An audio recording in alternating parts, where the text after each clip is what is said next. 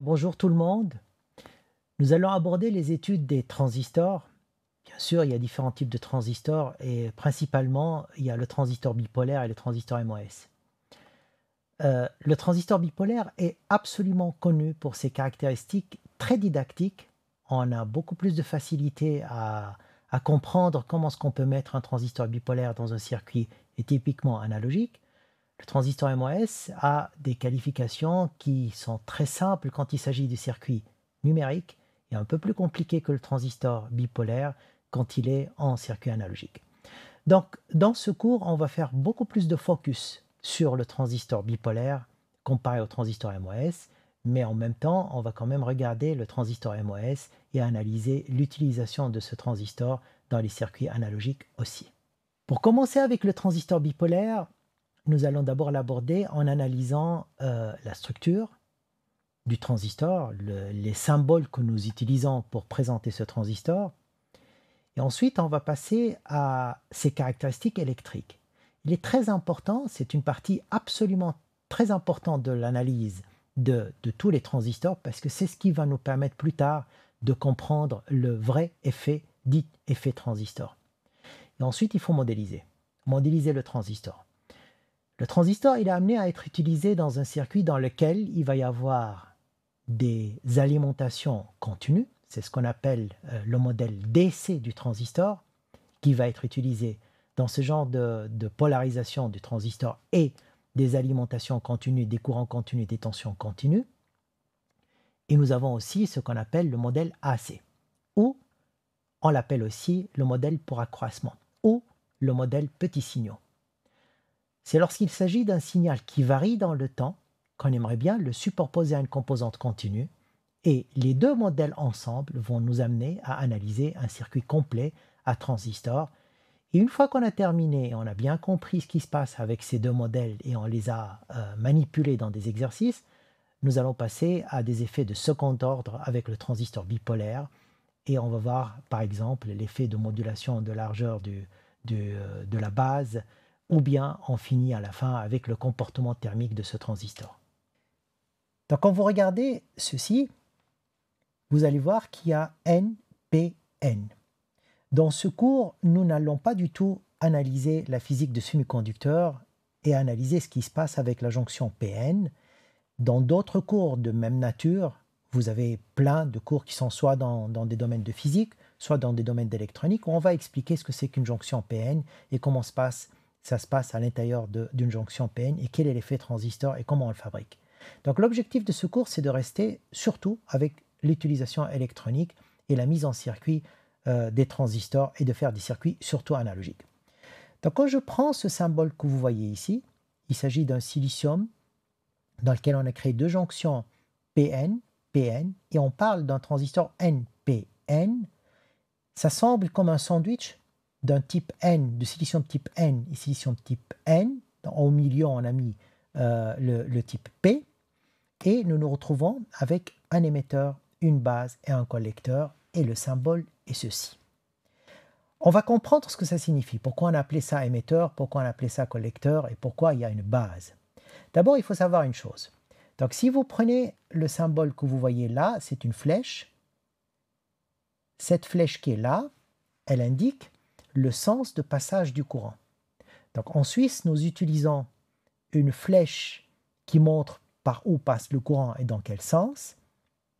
Et bien sûr, en Suisse aussi, on a une convention qui montre que le courant et les électrons sont en sens opposé. Dans d'autres pays, ils gardent les mêmes orientations des flèches.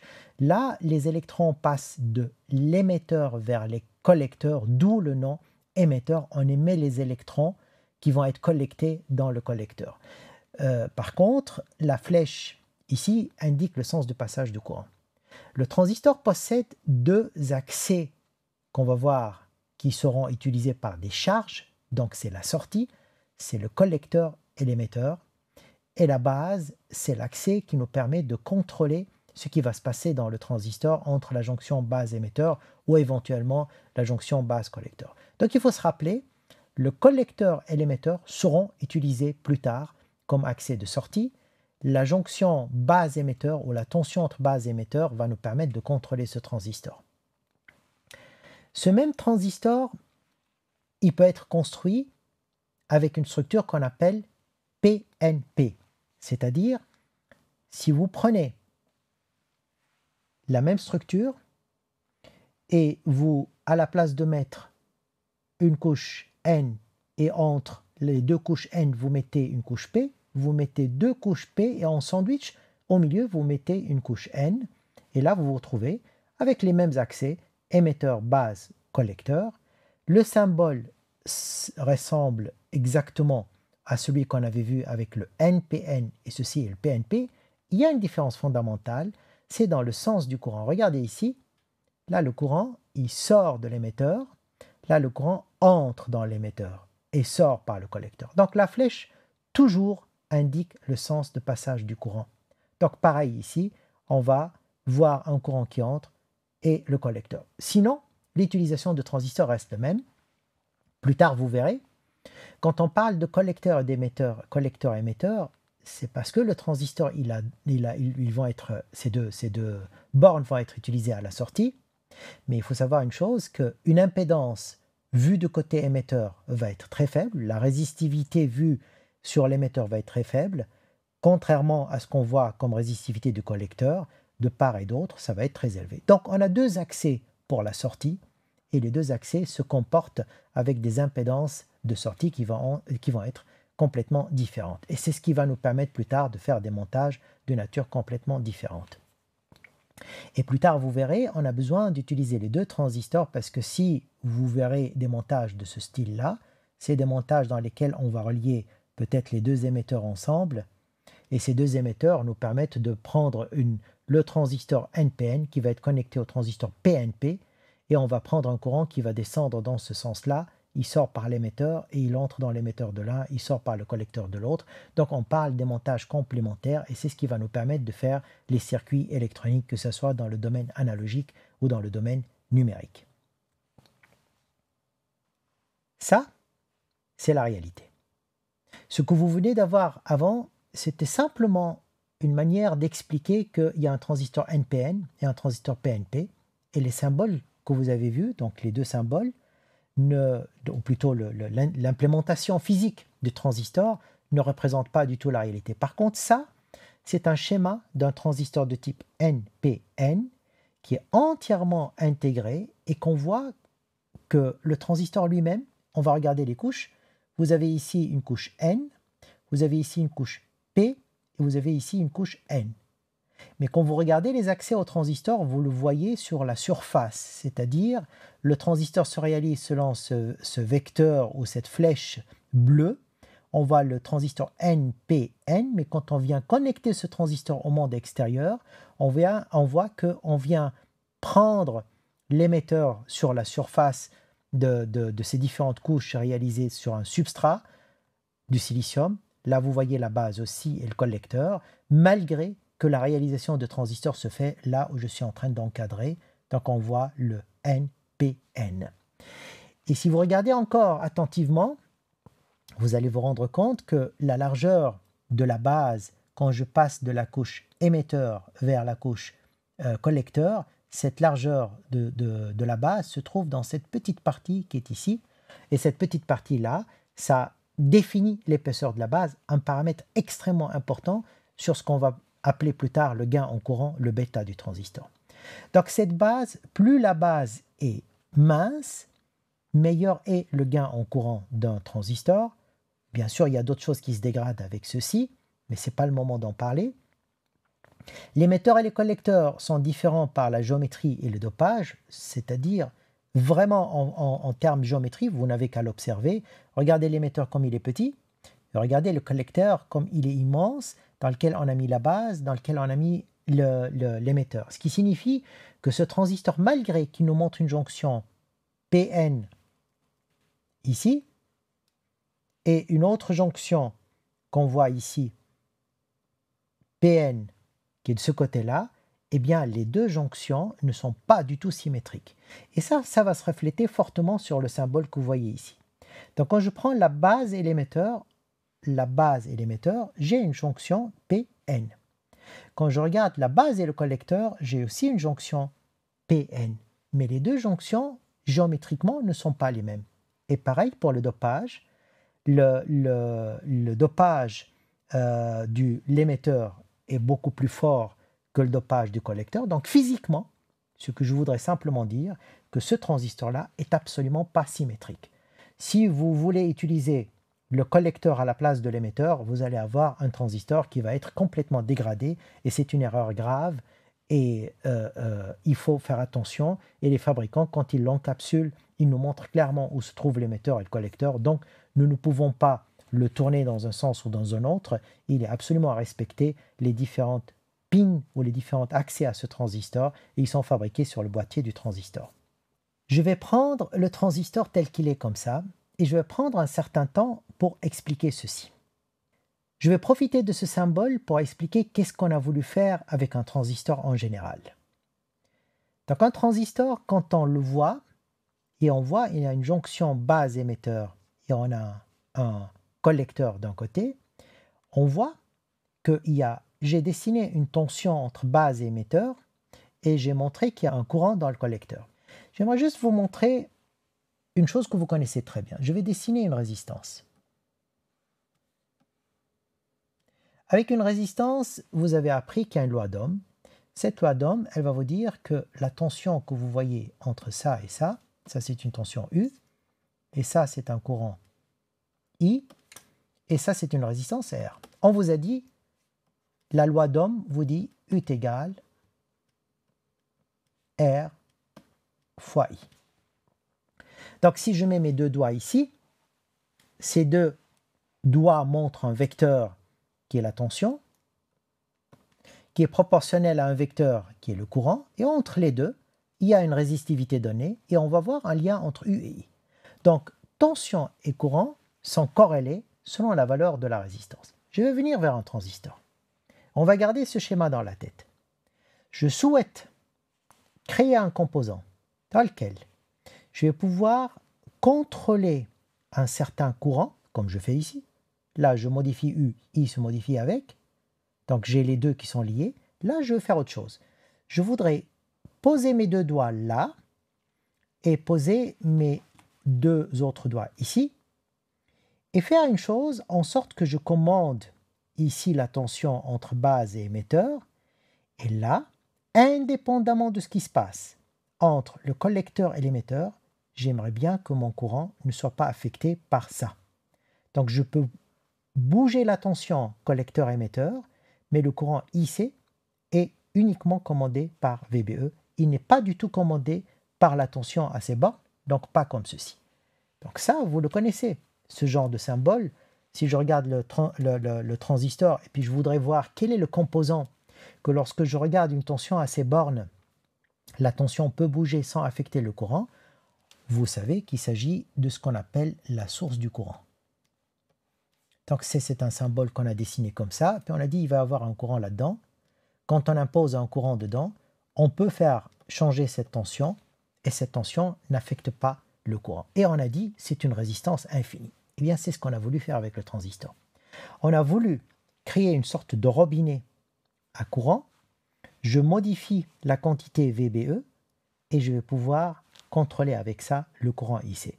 Donc, pour chaque tension VBE, je vais trouver un courant IC et ils ne sont pas liés sur les mêmes bornes. La tension commande ici le courant, par contre la tension là peut bouger sans affecter le courant IC. Et ça, c'est la volonté de ceux qui ont créé tout le phénomène transistor, donc toute cette électronique qui a été basée, que ce soit bipolaire ou MOS, c'est le même principe.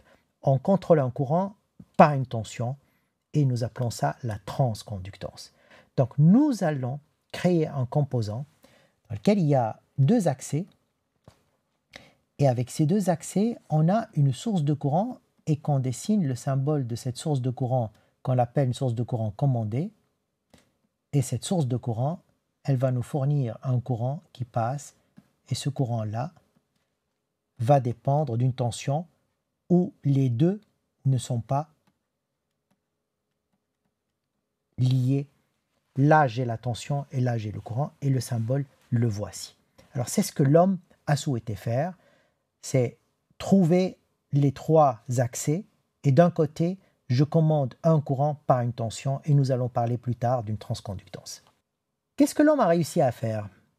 Donc il a réussi à prendre cette idée que je viens de présenter et il a trouvé une loi à travers le silicium et la création de ces différentes couches que je vous ai montrées tout à l'heure, où la relation entre IC et VBE, c'est cette loi que vous voyez ici.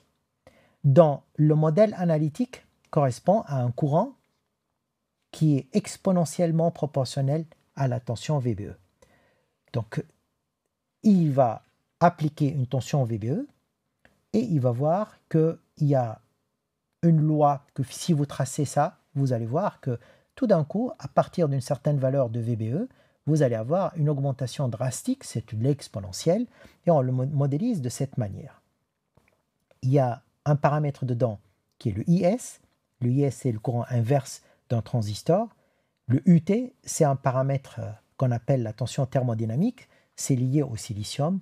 Et cette valeur de UT, c'est une valeur qui dépend de la température, mais à une température ambiante, vous avez une tension UT qui est égale à 26 millivolts à température ambiante.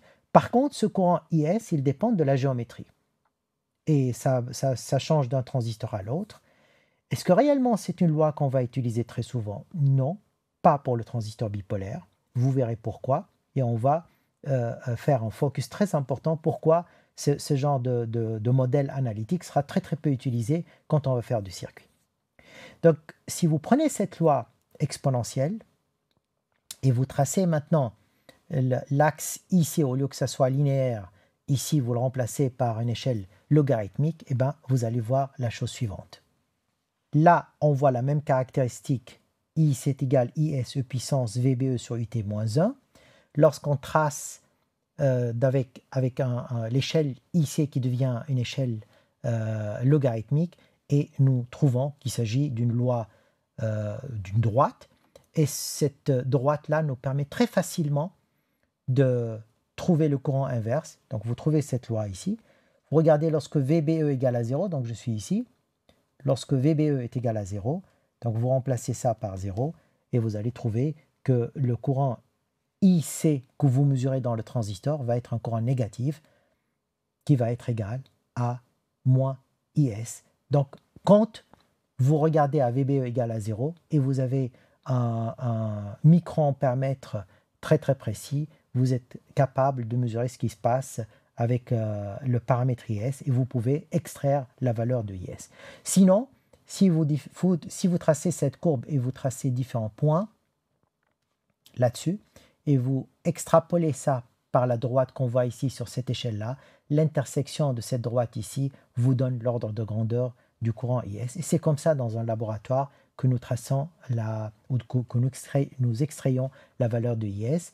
Pareil, la pente c'est 1 sur UT, donc ça vous allez constater que le 26 millivolts à la température à la température ambiante, vous allez aussi extraire cette valeur.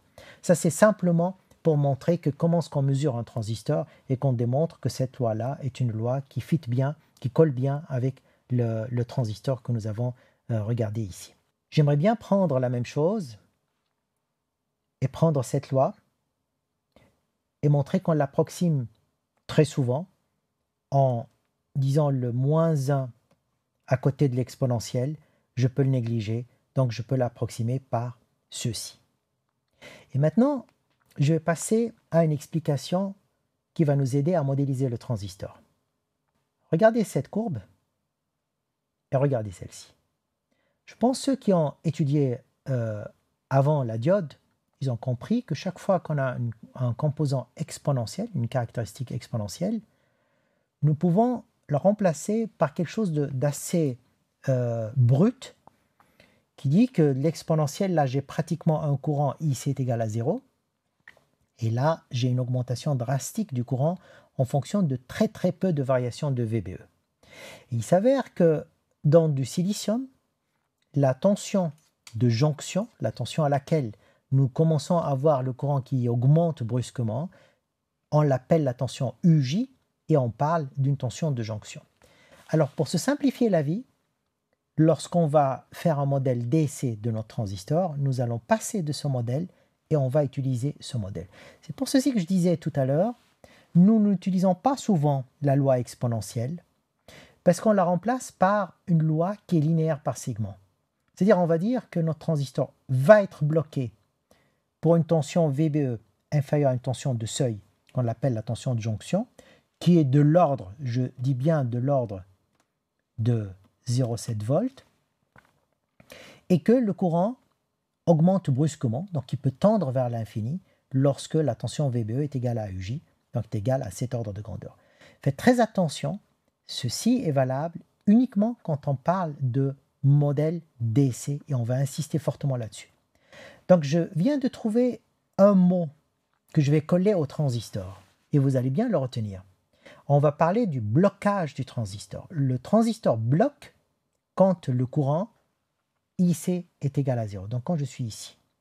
Et là, d'une manière très brusque, je montre que, indépendamment de ce qui se passe autour de ce point-là quand je suis dans la loi exponentielle, je montre que le blocage de ce transistor correspond à une valeur IC est égal à 0.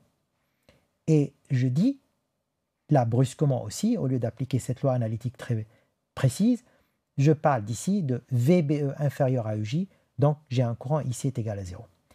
Et je vais utiliser un deuxième terme que j'appelle le transistor conduit. Et je vais dire que lorsque VBE égale à UJ, et là, j'ai quelque chose qui n'est pas défini. Si vous regardez ceci, ici peut être n'importe quelle valeur ici. Ça peut être 5 mA, 10 mA, infini milliampères. Donc en d'autres termes, ceci il va dépendre du circuit dans lequel je veux mettre le transistor. Mais si je ne mets pas ou je ne fais pas attention à la valeur limite de IC, sachez que vos transistors, le courant qui est dedans peut tendre vers l'infini, que l'infini pour un transistor veut dire la destruction. Donc il faut absolument veiller à ce que ce courant-là dans le collecteur soit limité, et on sait très bien que l'élément qui va limiter ceci va être une résistance qui sera sûrement insérée soit dans le collecteur, soit dans l'émetteur, on verra plus tard. C'est ce qui va limiter ça à une certaine valeur à cause de la tension d'alimentation qui va être aussi limitée. Donc dans ce qu'on vient de poser sur ce slide-là, c'est simplement montrer que quand il s'agit d'une analyse DC du transistor, quand nous parlons uniquement de fonctionnement du transistor lorsqu'il y a du courant DC qui le traverse ou une tension qui va être de l'ordre de grandeur de UJ, on va utiliser ce genre de modèle. Mais est-ce que c'est tout le temps comme ça? Non. Et ça, je vais insister beaucoup là-dessus, parce que je sais que ça pose problème quand on ne sait pas différencier dans sa tête ce qu'on appelle le modèle DC du modèle AC, qui est le plus important dans l'utilisation de transistors. Ça, c'est une approximation grossière de cette courbe-ci. Le transistor bipolaire souffre d'un défaut. On n'aime pas ça. Vous vous souvenez, tout à l'heure, on était en train de parler de la tension UBE ou VBE. Et on avait dit la tension VBE, c'est la tension qui va nous permettre de conduire ou de faire conduire un courant proportionnel entre VBE et IC, et on a trouvé que c'est de l'exponentielle.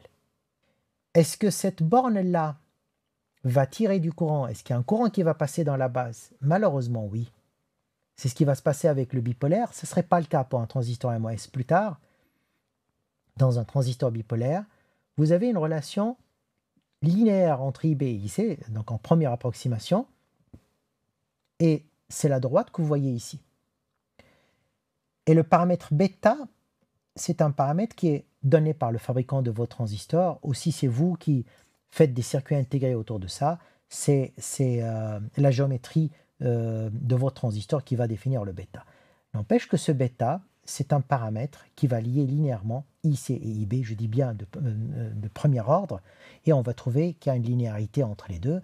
Le bêta dans les transistors faible puissance que vous allez probablement utiliser dans des circuits faible puissance ou vous utilisez dans des laboratoires pour apprendre l'utilisation de transistors, vous verrez que ces bêta, c'est assez élevé, c'est quelque chose qui varie entre 100 et 300 comme rapport. Bien sûr, il n'a pas d'unité parce que c'est un rapport entre des ampères sur des ampères.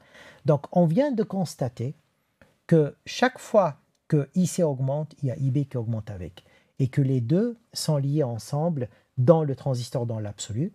Et nous allons voir qu'il y a des conditions d'utilisation pour que cette loi-là reste valable quand le transistor conduit. J'aimerais bien m'arrêter un petit instant maintenant et résumer un tout petit peu ce qu'on vient de voir. On a introduit le symbole du transistor bipolaire. On a démontré que le transistor bipolaire est un montage ou un transistor asymétrique. Nous ne pouvons pas le tourner et remplacer les bornes collecteurs par l'émetteur comme on veut. Et on vient de voir qu'il y a une loi exponentielle entre le courant de sortie et la tension d'entrée. Je viens de le dire. Donc, la tension d'entrée, c'est la jonction base-émetteur qui va me permettre de contrôler. Et à la sortie, j'ai un courant. Donc, la variable de sortie va être un courant et va être le courant IC. Et je viens de vous montrer qu'il souffre d'un courant qui passe dans la base et que ce courant-là le lie au courant de collecteur. Donc j'ai un courant IB qui est égal à IC sur bêta, où IC est égal bêta fois IB, et bêta est un des paramètres du transistor.